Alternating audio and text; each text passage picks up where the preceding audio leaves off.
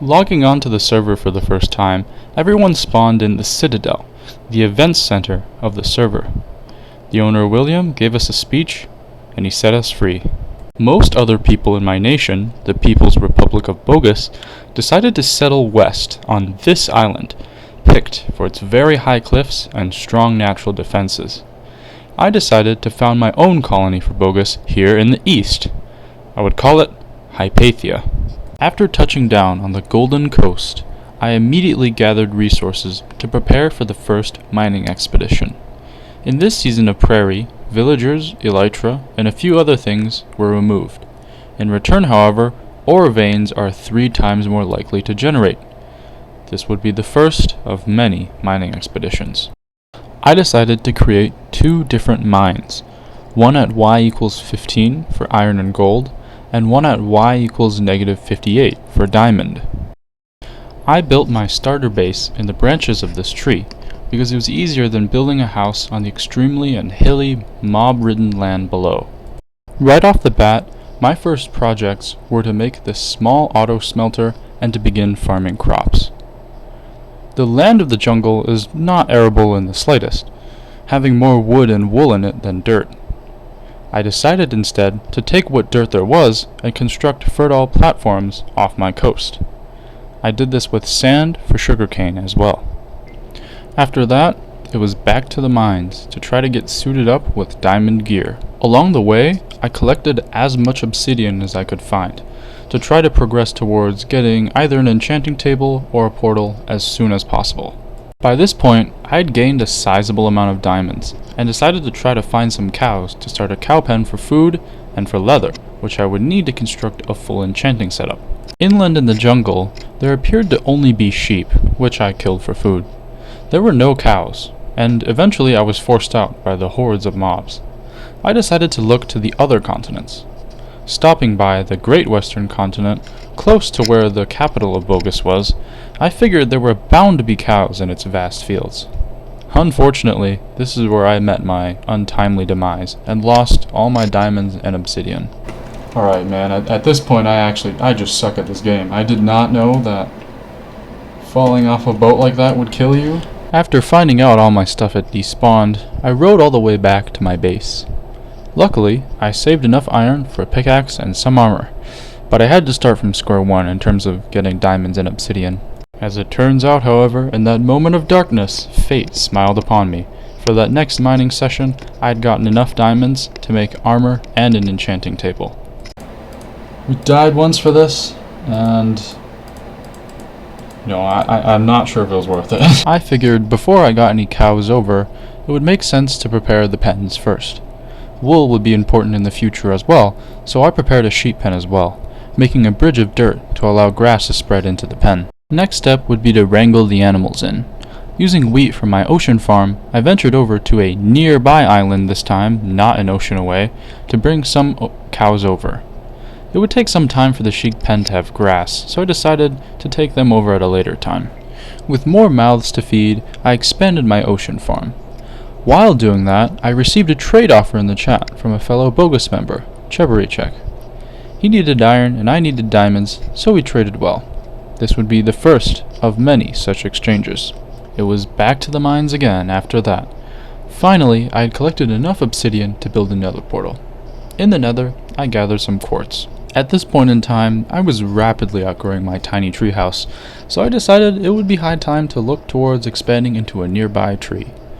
I gathered the bamboo and got to work. This time, however, I decided it would be better to live on top of the canopy rather than in the branches, due again to more space being. Before I was even done, however, I had several trade offers for leather. In the end, I agreed on renting access to my new cow pen for 15 diamonds each use. I finished the new section of the base, fencing off the platform at the top of the tree. After that, I traded sugarcane for even more diamonds. On the new treetop base, I began to prepare for building a bamboo and sugarcane farm, because I decided that the new bamboo planks added in the latest Minecraft update would be the future. Fully AFKable wood in the early game? I simply could not pass up the offer. I quickly assembled a fish farm AFK chamber to get some XP while waiting for the bamboo to roll in. After just a few hours, I was wood rich. I decided to replace the sugarcane half of the farm with bamboo, because I knew wood would be more profitable long term than paper. Around this time, the Empire of Yolk had laid claim to a large island not far from the bogus capital. We claimed it as the Horse Island Colony, but they called it the Brotherlands. This caused a lot of tension, but thankfully, Mogi, the person who laid claim to the island, agreed to hand it over to us. Not thankfully, out of nowhere, he deleted the messages and agreements that we had and illegally reoccupied the island. There were actually talks of war to take back the island by force, but we quickly found out that Lushile had guaranteed Yolk. With the two strongest nations at the time against us, I asked my closest neighbor, the Divine Federation of Klishka, if they would help us in this conflict, but they refused to send full support. So we were forced to back out, for now. With all of this new wood, I decided to expand even further, going up the tree next to the bamboo farm. This would be the area for my new storage system, as well as an area for even more farms in the future.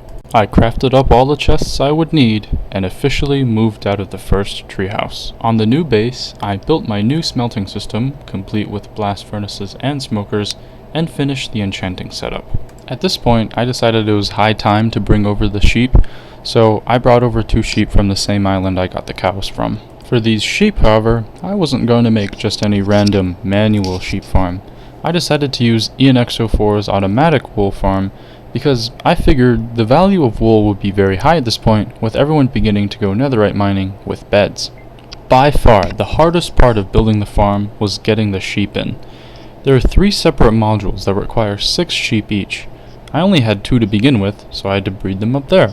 The issue with that was that sometimes when baby sheep grow up, they glitch into blocks, which either kills them or allows them to escape the farm.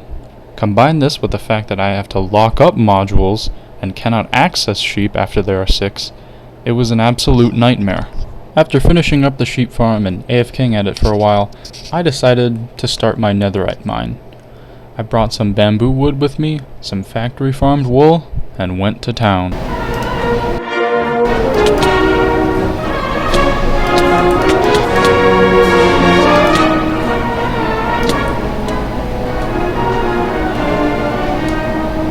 The next big project on the menu would be the General Mob XP farm. I've built many General Mob farms in my time, but surprisingly, I never turned them into XP grinders. I usually use the classic design by Nembon, where mobs are pushed off a series of platforms by way of water, but this time I settled with an even more classic trapdoor fall design.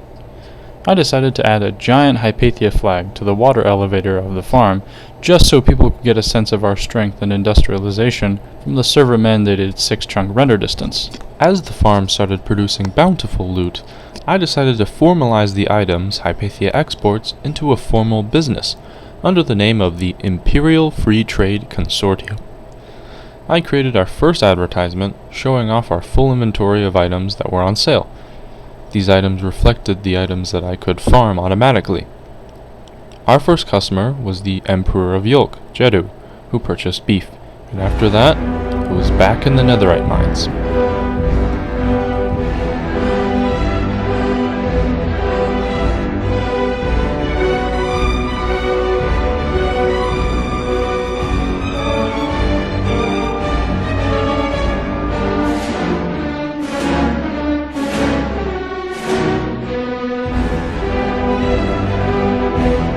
Many unbearable hours later. The reason mining netherite took so long was because on the Prairie SMP, smithing templates are disabled.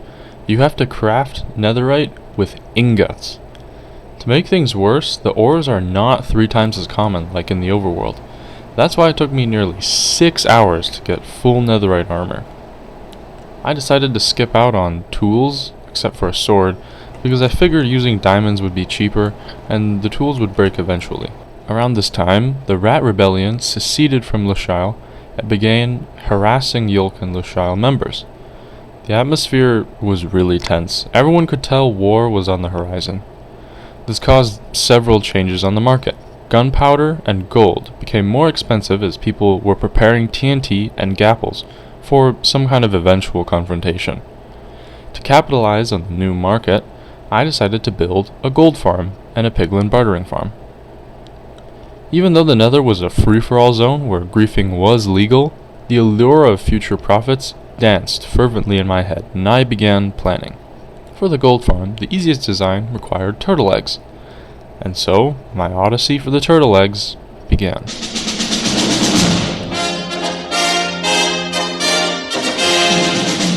I started my adventure on the great western continent. I found my way to the capital of the Rat Rebellion. Not willing to jeopardize their critical defenses, I decided not to venture past their walls. The next stop was the capital city of the Celestial Empire, New York City. They had built an ovular wooden palace for their emperor, but there was no sign of any turtle eggs. I decided to loop back south towards the Leslot Ikawian Commonwealth. But that's when I found it. A cave entrance, boarded up with a simple command. Do not enter. Seemingly simple, but no, I was here for turtle eggs. Perhaps this was some kind of turtle sanctuary, full of sunflowers and turtle scoot. It was called the Red Mushroom Corpse Cave. Fleshy, fungal blobs littered the cavernous limestone walls. I took a step forward, making sure the rocks beneath my feet didn't give away. It was a long drop, at least 60 or 70 meters. Some kind of water at the bottom. I didn't dare venture further. I decided to return to base and gather other materials I would require for the farm. I mined at Y30 in the Nether and got all the magma I needed in no time. Found a good location above a lava lake in a Nether waste biome, and, using some boat tricks, got on the Nether ceiling. Unfortunately, I forgot that Prairie is a paper MC server. I was equipped with the materials to break the ceiling with a headless piston glitch, but it didn't work on paper.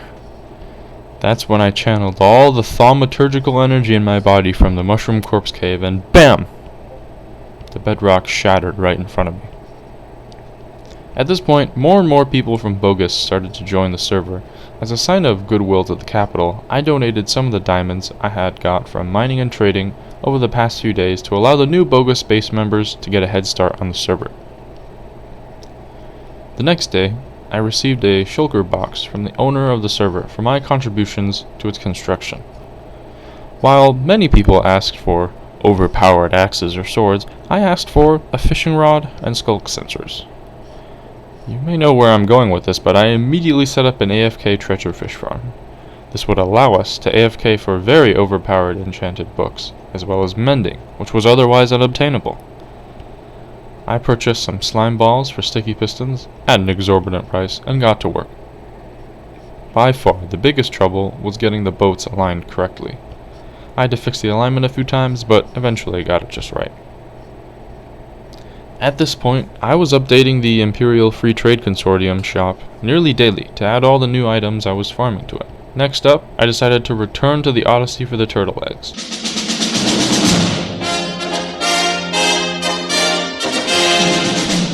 I sailed to the great southern continent. On its northern shore, I spotted turtle eggs. It was literally that easy. I headed to the spot on the nether ceiling where the bedrock was broken and got to work. I'd actually fallen down and died several times while building the general mob farm at my base, but due to there being no water in the nether, I was extra careful to not fall again this time. The most tedious part was placing all the magma while holding crouch, while occasionally pressing F5 to record this video, because I didn't trust myself to remember to toggle sneak. I just decided to hold it the entire time. When that was done, I built a bartering setup right underneath, which fellow Bogus member Leo would later help modify to automatically dispense gold from the gold farm into the piglins. Getting the piglins was a bit of a nightmare, but this farm quickly became the pride of Bogus, and our gold exports became our most profitable export. For now, the gold farm is unknown, and apart from a few visits from Klishkans and neutral parties, it's safe for now.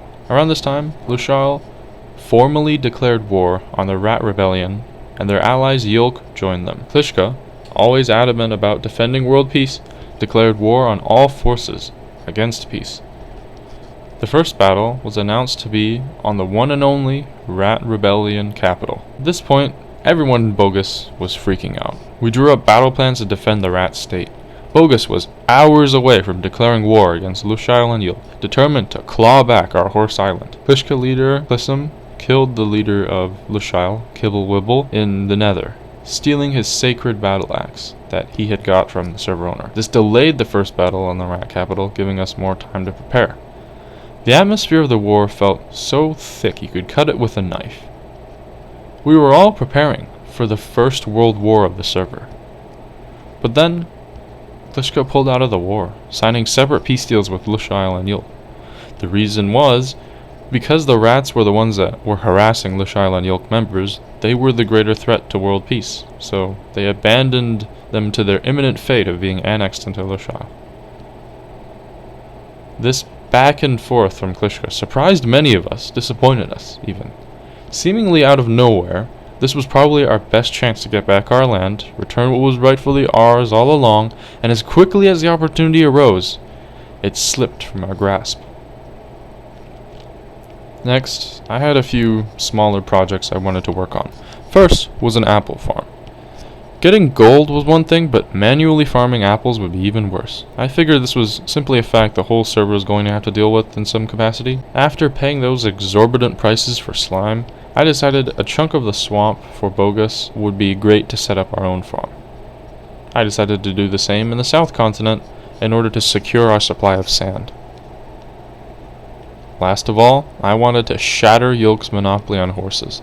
Since day one, Horse Island was blessed with equestrians as fast as the wind, and since annexing the island they have taken full advantage of that, selling horses at exorbitant prices. The fish farm was already producing saddles, so I paddled over to the Citadel where some horses had naturally spawned, and took them into Hypatia where they could be farmed. And that's where we stand today. What mysteries and secrets are still held deeply inside the Red Mushroom Corpse Cave? Can the Rat Rebellion survive the giant crashing down upon it?